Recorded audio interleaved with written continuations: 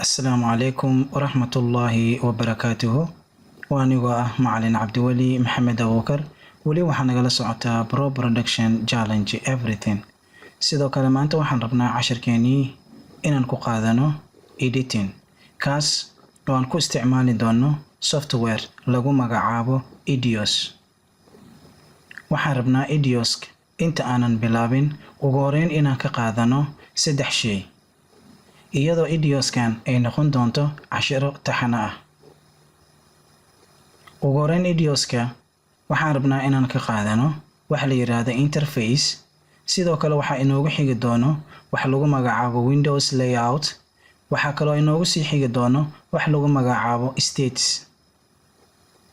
balse ugu horeyn inta aanan cashirkaas gelin waxa aan rabaa inaan kuu sheego Edios-ka. Edios is the professional editing oo noqday hadirtaan. waana software-ka ugu wanaagsan wuxuuna uu wataa waa 2 shay. ugu horeyn inuu yahay faster. mid labaadna uu yahay HD oo lagu magacaabo high definition quality. ugu horeyn marka waxaan rabnaa inaan maanta ku shaqeyno Edios iyadoo aan ka bilaabayno cashirkeedii koowaad wada walbana aan mareyno ee noqonayso step by step. waan anigoo ah Cabdiwali Maxamed Abuukar.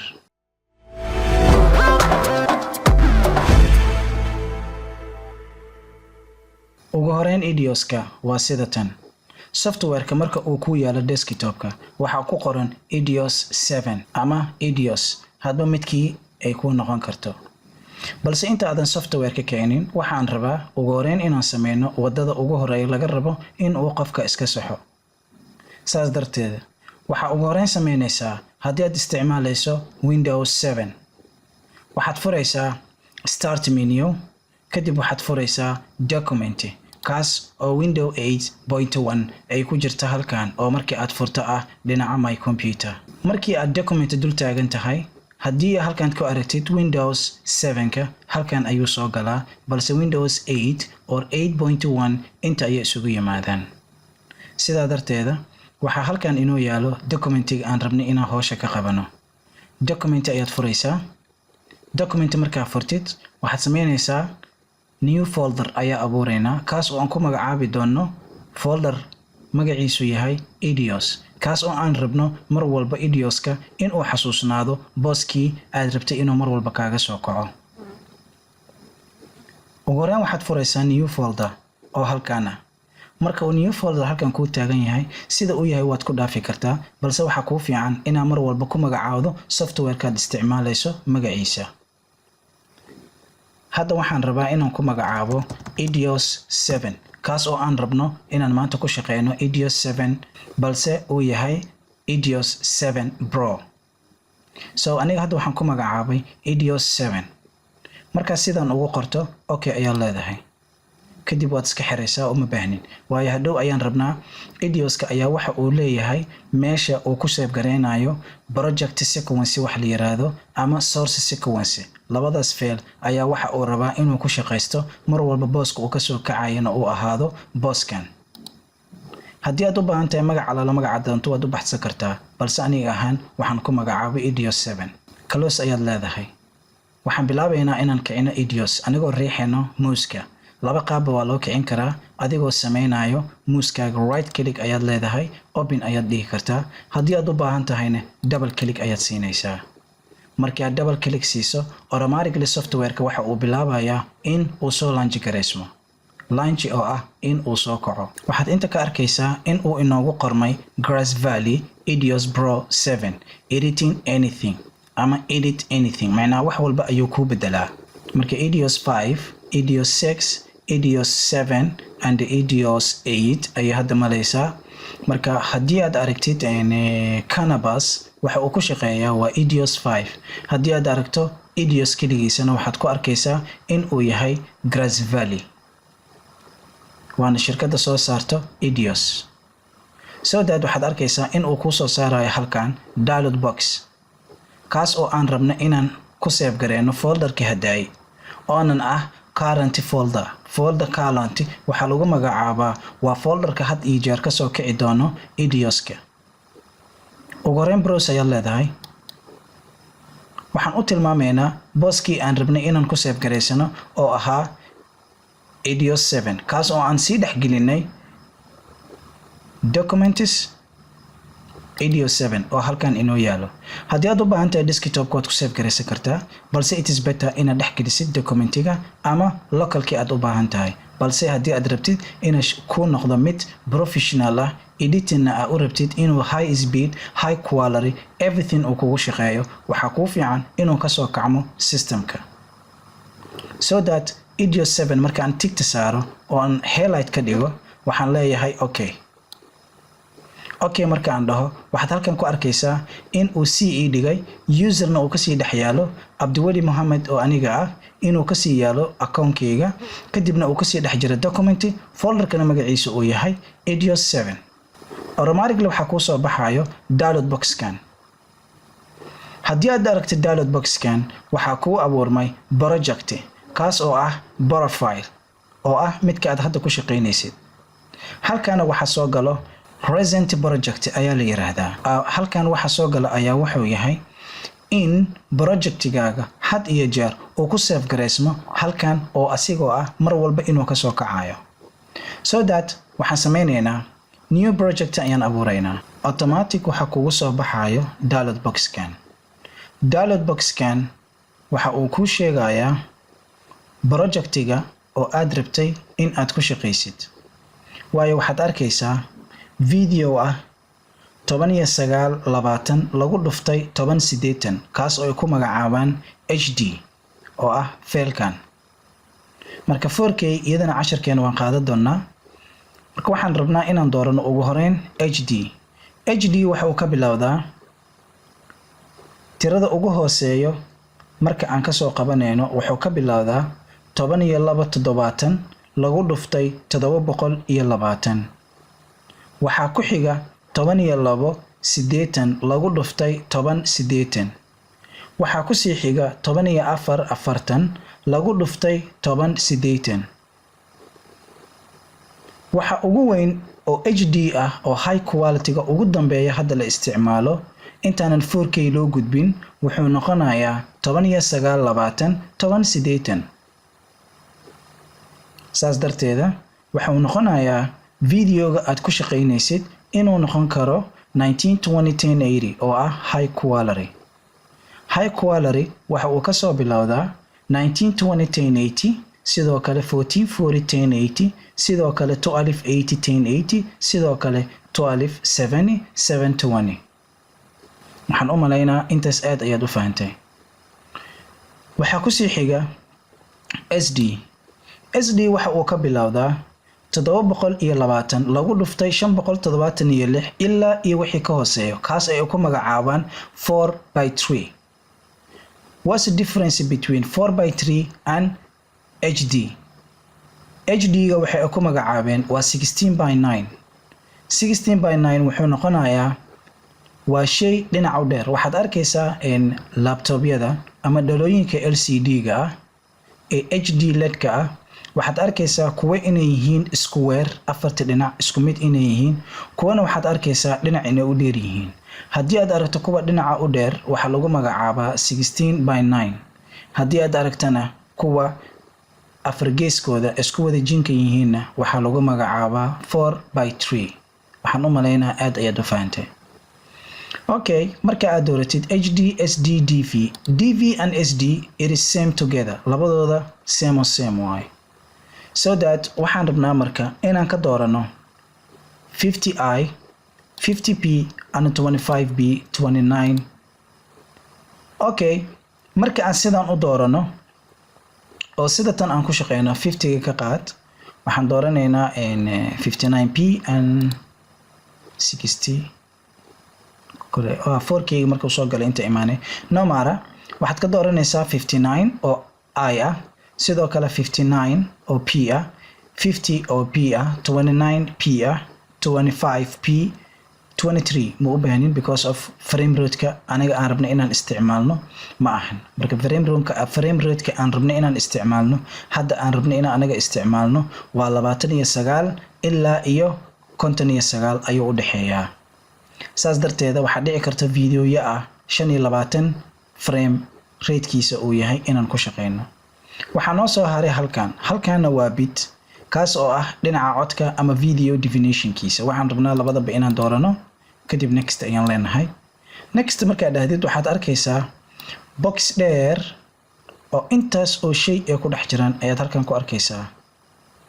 waxaan sameynaynaa marka complete ayaan leenahay oo aan dhamaysanay ayaan leenahay.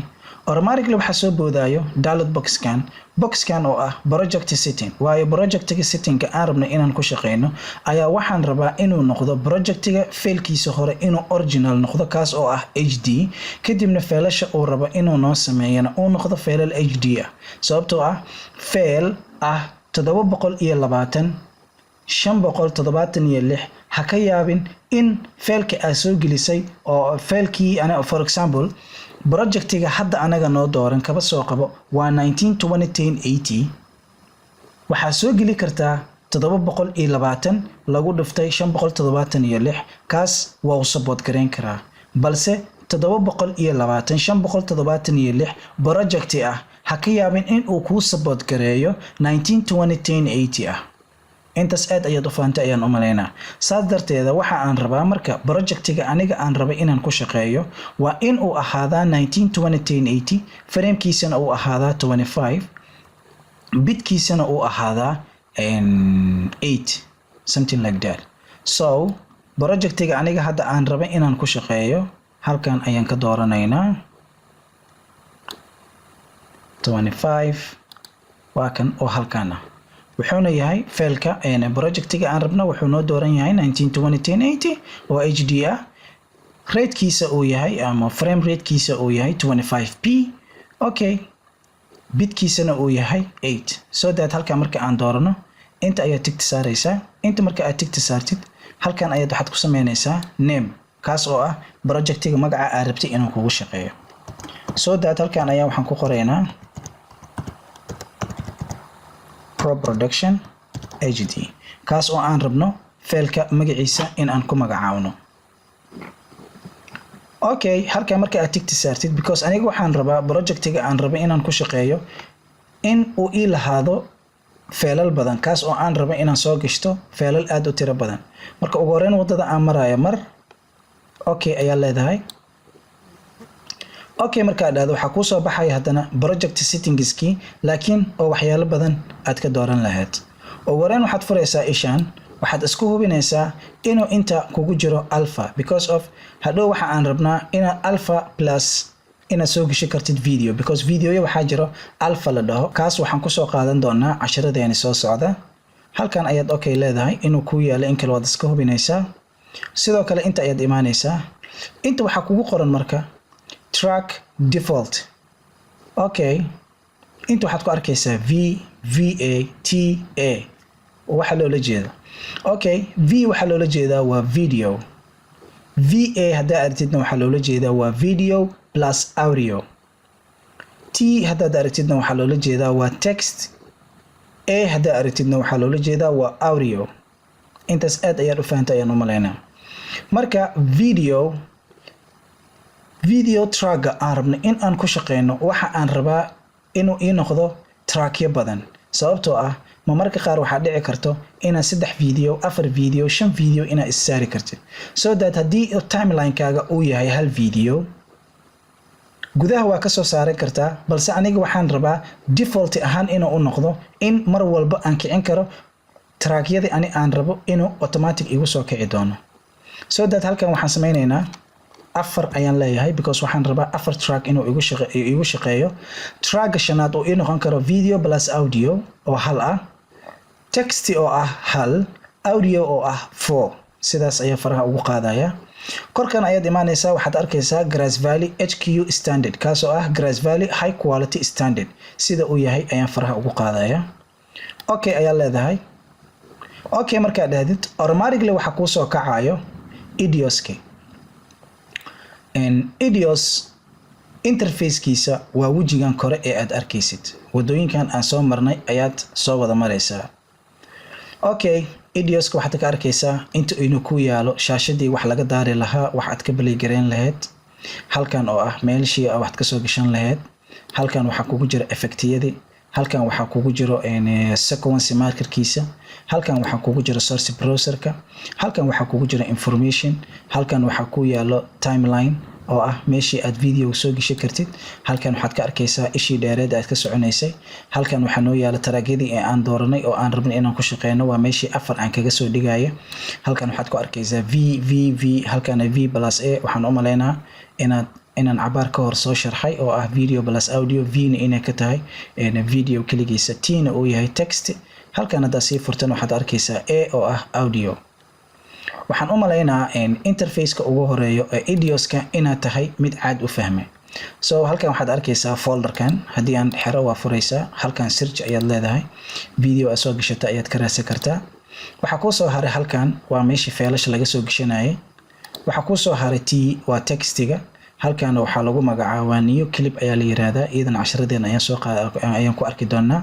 halkan waxaa loo isticmaalaa markii ay shay cut ama waxaa loo yaqaanaa computer ahaan control x, anyone waa yaqaanaa saan jeclahay, kana waa copy, kana waa paste, kana anyone waa yaqaanaa waa enter oo ah shaygan gudaha igili ama play ha noqoto.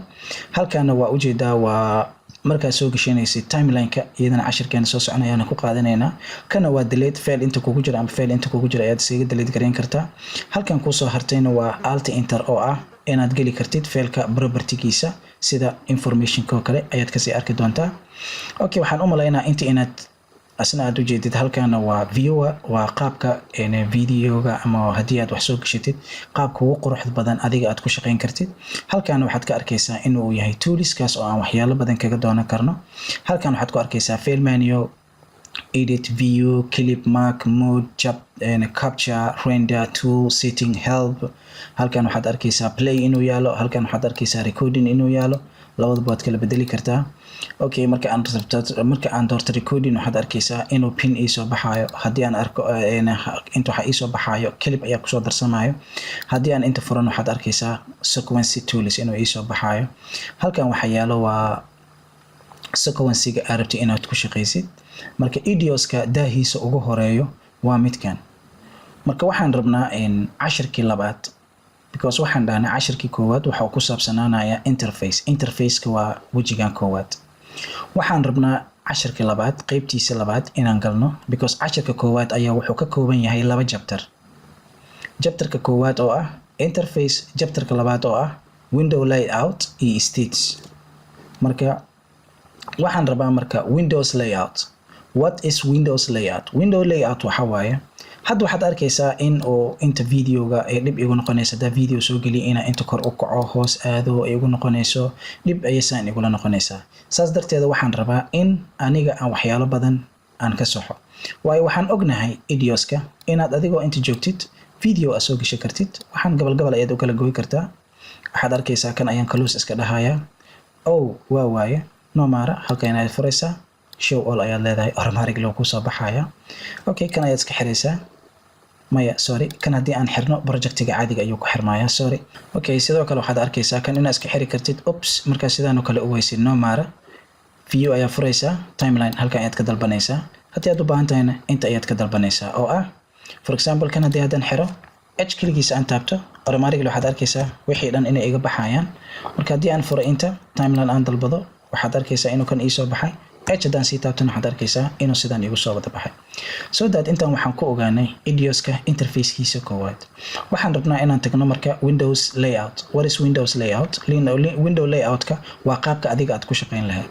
marka qaabka aniga ku shaqeyn lahayn, qaabka haddii aad tahay qof editing ah oo aad rabtid inuu qaabka professional aad ku shaqaysid, aniga waxaan jeclaaday 2 style oo aad u qurux badan ani ahaan. I don't know adiga choice-kaaga, balse aniga waxaan rabaa Windows layout-ka kaliya inaan ku fahamsiiyo 2 section ugu fiican oo ani ahaan ila gudboonaaday qofka editing-kana aad ugu fududaanayo inaan ku tuso. ugu horeyn halkan ayaad qabanaysaa, kor ayaad geynaysaa adigoo muuska kaliga haayo, waxaad arkaysaa inuu halkan kaaga soo baxay audio-yadii. so that waxaan sameynayaa haddii aad tahay qof editing-ah, kan uma baahnid, sidoo kale kan uma baahnin, kan ayaan qabanayaa, halkan ayaan geynayaa, kan halkan ayaad geynaysaa, halkan ayaad qabanaysaa, halkan ayaad geynaysaa.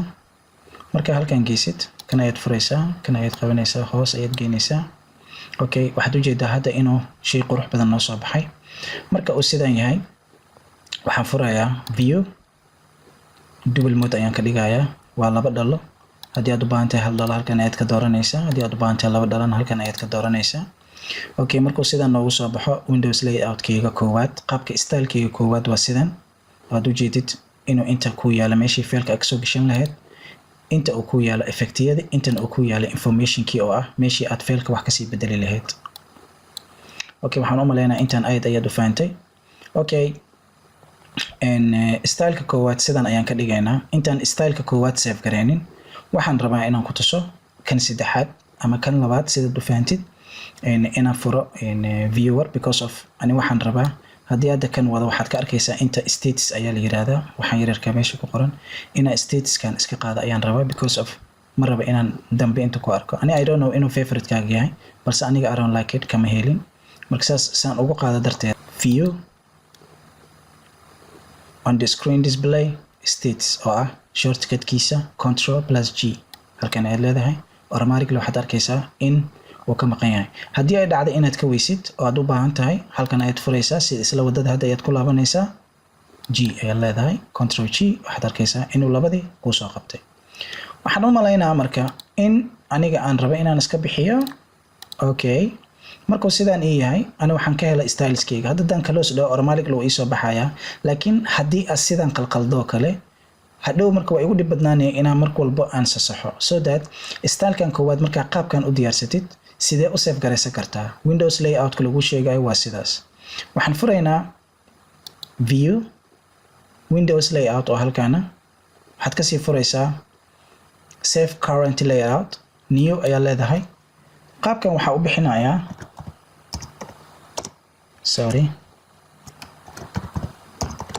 style 1 ayaan leeyahay, waayo qaabka koowaad aan raba inaan ku shaqeeyo ayaa qaabkana.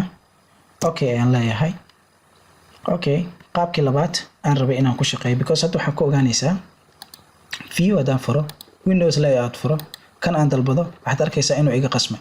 hadda marka waa igu dhib badnaanaya inaan kan soo qaado close dhaho, haddana kan soo qaado close dhaho, waa igu dhib badnaanaysaa. balse hadda project-iga aan hadda save garaysta ayaa waxaan ka doonan karaa view anagoo furay, Windows layout aan furay, apply change aan dhaho, style 1 ayaan inaan dhaho, automatically waxaad arkaysaa style-kayga inuu automatic sidii igu soo laabtay. marka waxaan u maleynayaa styleskan inaad aad u fahantay. marka Windows layout-ka lagu sheegayo waa sidaan. okay, markuu sidaan yahay qaabka labaad ee aniga ila quruxda badnaaday kan waa style-ka koowaad. style-ka labaad ila qurux badnaado anigana favorite-kayga ii ah kan waa inaa inta keentaa. waxay imaanaysaa kan ayaad qaadaysaa, inta ayaad keenaysaa, waa yareynaysaa, kana wax yar ayaad yareynaysaa, kan ayaan qabanaynaa, halkan ayaan geynaa. okay, markaa sidaan u qaado kan soo qaba isna, kan soo qaba inta keen ku deji, kan marka wax yar gadaal u siki. okay, kula aadi dhamarka, kula jimey, kan wax yar gadaal u siki. okay, hadda marka waxaad arkaysaa haddaan inta u sikiyo inay isla wada sigsamayaan. so that style-ka labaad ee aniga aan jeclahay waa midaan. waxaan u maleynayaa marka inta meeshii faalash aan kasoo geshinayna inoo yaalo, inta effectiga inoo yaalo, timeline-ka aan ku shaqeynayna waa kana, labada project iyo labada video aan rabno, labada display waa kuwana. marka this is the very easy way aan u baahanahay inaan ku shaqeyno haddii aad editing tahay, waa qaabkan. so that waxaad furaysaa view si aan ku save garaysano. view ayaad furaysaa, Windows layout ayaa leedahay, save current ayaa leedahay. marka aad save gareynaysid qaabka adiga aad u baahan tahay waa inuu horta ku taagnaadaa. intaas waa isla fahnaa u maleynaa. window layout tag, save da, new da. sidoo kale waxaan u bixinaynaa style 2, close da, because of hadda waxaan ogaanaynaa view haddaan furo, Windows layout aan tago, normal haddaan ka dhigo, qaabkan waa qaabka originalka ugu soo kaco. waxaan rabaa qaabka aniga ii diyaarsanay view, Windows layout, apply changes, style 2. waxaad arkaysaa inuu qaabkan ii diyaarsan yahay. sidoo kale kan ayaan furayaa Windows layout, apply, style 1. waxaad arkaysaa asna inuu qaabkan yahay. waxaan u maleynayaa casharkeena koowaad ee ku saleysnaa idioska inuu qaabkan yahay. marka file menu ayaad furaysaa, si aan u save garaysano projectigan qaabkan save ayaan leedahay, close ayaan leenahay. close markii aan dhahno kanoo iska dheh, close markii aan dhahno double click ayaa sameynaysaa, automatically wuu kusoo kacaya. So waxaan u malaynaa marka in uu noo soo kacay daahi haday, laakiin hadda inoogu soo darsantay qoraaladan marka aad arkaysid Pro Production HD waa midkii inta aan ka doortay kabacdi aan magacii soo geliyay. So waxaan kuu sheegaa marka haddii aad tahay hal computer laba qof ama saddex qof isticmaalo, waxaad abuuraysaa projectigan koowaad, sidoo kale project labaad, project saddexaad, project afaraad. marka dhow qof walbo magaciisa asiga xasuusta ama qaabka wax u diyaarsaday, so that projectigaas kale ayaad galaysaa. intaas waa isla fahanaa u malaynaa. markuu kan sidaan kugu dooran yahay open ayaa leedahay, because adigoon save dhihin makuu soo kacayo, makuu save garaysmaayo projectigan. so open ayaan leenahay. open markaan dhahno automatically waxaa noo soo kacayo daahi ugu dambeeyey ama window layoutka ugu dambeeyey aanu ku shaqaynay oo kan ahaa. oo halkan haddii aan furano Windows layout aan furano, apply aan furano, style 2 hadaan dhaho qaabkan, hadda qaabkan haddii aan dhaho waa ku daminayaa. mar labaad ayaan idios ka soo kicinayaa. waxaad automatically arkaysaa qaabka ugu dambeeyey ama inta macnaha window layoutka ugu dambeeyey aan ku shaqaynay in uu automatically hore kala soo boodaayo. okay, open the waxaad arkaysaa qaabka ugu dambeeyey ee aan ku shaqaynay inuu qaabkan ahaa saan filayo. marka waxaan u malaynaa cashirkayga aad ayaad u fahantay. waa anigoo ah Cabdiweli Maxamed Abuukar, weli waxaa nagala socotaa Pro Production Challenge Everything.